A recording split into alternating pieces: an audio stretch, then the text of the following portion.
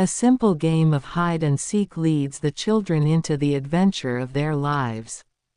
An exciting story that will have little readers turning the pages, eager to know what comes next. James, his sister Sally, and Mark, their BFF, best friend forever, were bored. They had played all day, but now that it was dark and difficult to see, they had nothing to do. They couldn't play soccer because they couldn't see the ball. They didn't want to go inside and play a game because it was a beautiful springtime night and they liked being outside. Especially after having to play inside all winter long. They just didn't know what to do, and it was a little too early for them to go home. "I guess I'll just go home," Mark said in a sad voice. "Aw, come on," replied James. "We still have time for another game of something."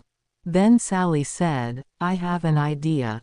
Let's play hide and seek." "I was just going to say that," James said. "Yeah, I'll bet," replied his sister. "You always say you were thinking of whatever I think of," she snapped. "Do not," James said in a loud voice. "Do too," yelled Sally. Mark just looked down at the ground and shook his head from side to side. "They are at it again," he mumbled to himself. Then he yelled, "Okay, let's play hide and seek. I'll be the seeker." He turned, faced a big tree, closed his eyes, and started counting out loud. 100-99-98-97. Sally and Mark stopped arguing, looked at each other, and ran off in different directions to find a hiding place. In the distance they could still hear Mark counting. 4, 3, 2, 1. "Ready or not, here I come." Then he turned and began looking for places where they could be hiding. Finding Sally was easy. She always ran off and then circled back. So she would be close to base. The safe place to get to before being tagged. Mark looked for the biggest tree and ran towards it. But she wasn't there. "I'll bet she's behind that big bush," he said to himself. So he ran to it and was ready to tag her. But she wasn't there either. As he turned around, he saw James running towards base, and darted after him. Just before he touched James's shoulder, James tagged the base and yelled out, "Safe." "Did you get Sally yet?" James asked. "No," said Mark. "I haven't been able to find her and it's getting late and we need to be heading home." So both boys yelled out, "Come on out, Sally, it's late." But there was no reply. Not even a little snicker from somewhere in the darkness. They yelled again, "Come on out, Sally, it's late." Still there was no reply from Sally. They began to worry and started searching for her.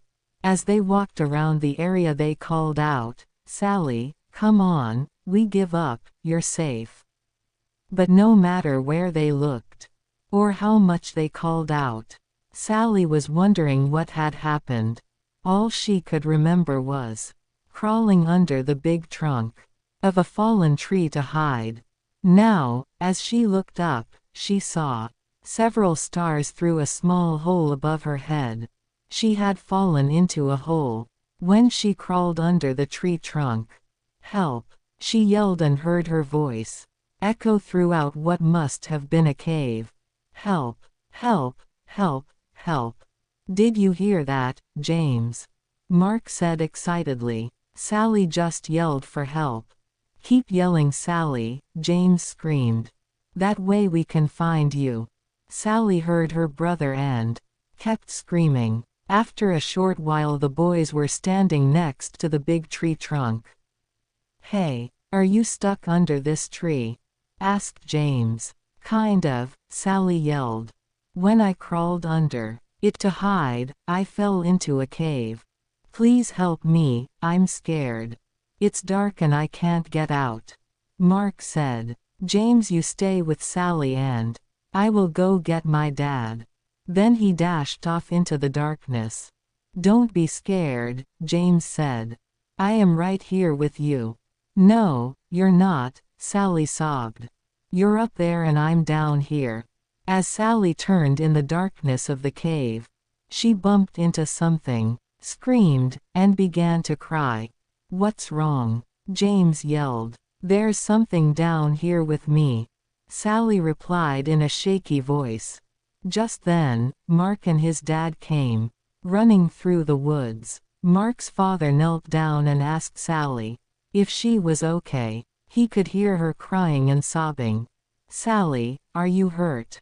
He asked. No, she said, but I'm scared and there is something down here with me. Stand back, Sally. I am lowering a rope and we'll be down with you in a second. Mark's dad tied the rope to the tree, found the hole under the tree trunk, wiggled a bit, and lowered himself into the cave. Sally could see him coming down the rope and stopped crying. Not only was he there, but the cave became brighter from the beam of his flashlight as it danced across the cave's floor and walls. As he reached the floor of the cave, he shone the light on Sally and gave her a big hug. Don't be frightened, he said. I'll have you out of here in no time. Then he shone the light around, and saw that she had fallen into a small cave, and very close to her, in the middle of the cave, was something wrapped in layers of old blankets. Mark, James, there's something down here. I am going to tie it to the rope and I want you to pull it out. Okay, they replied. The boys pulled out the object, untied it, and let the loose end of the rope fall back into the cave. The cave wasn't deep and Mark's dad boosted Sally over his head so she could crawl out. He then grabbed the rope and with a little jump, was able to grab the opening and pull himself out. Let's go back to my house for a cup of hot tea. I'll call your parents so they aren't worried. And we'll see what treasure Sally found, he said. When they got to Mark's house, they sipped their tea and began unwrapping the treasure. They carefully peeled off layers of old blankets and cloth to reveal a wooden box.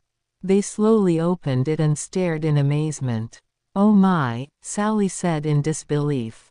I don't believe what I am seeing. The boys and Mark's father just stared. Inside the box were jewels of every color you could imagine. There were diamonds, rubies, sapphires, and emeralds. Of all shapes and sizes, intermixed they could see several. Gold coins and strands of pearls. We're rich, the boys screamed.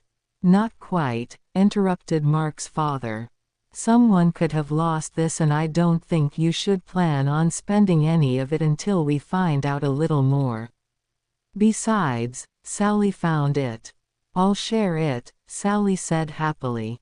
That's nice, Sally, replied Mark's dad. But the right thing to do is contact the authorities.